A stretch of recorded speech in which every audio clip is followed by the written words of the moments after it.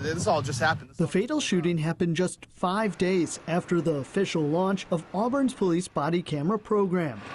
The body-worn cameras are made by Utility. Police emails show starting in July of 2021, the cameras were not working effectively, activating too easily, and dispatch wasn't being notified. Other times, an official reported the system didn't recognize a camera was in its holder, which means an auto record feature wouldn't activate. The day before he shot Joseph Arbor in the back, Sergeant Goslin alerted others to a new body-worn issue. He said his camera was almost too hot to touch, and the battery was nearly drained, even though it had not recorded a single incident. Sergeant Goslin said others in the department also reported charging problems. Sergeant Goslin and other arriving officers rendered first aid. A day after the shooting, Police Chief Jason Moen emailed Utility about the failure to record.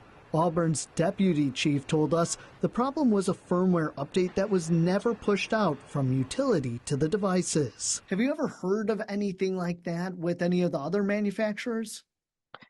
Yes, these are little computers that have a camera function. Right? Seth Stoughton is the faculty director of the Excellence in Policing and Public Safety program at the University of South Carolina. The problem with software issues is that it's really not within the control of the agency that's paid to get these cameras, and often the officers aren't even aware of them. Utility referred our questions to the Auburn Police Department. The whole point for a police agency of buying an off-the-shelf piece of technology is that they don't have to think about the underlying technology. Stoughton's seen a range of footage issues, but says it's impossible to say how often a camera fails to record because it's not always reviewed. The majority of the time when we have body-worn video footage, it just sits on a digital shelf and gathers digital dust. Then Sergeant Stephen Goslin's body camera would have been the only way to see the moments before the shooting.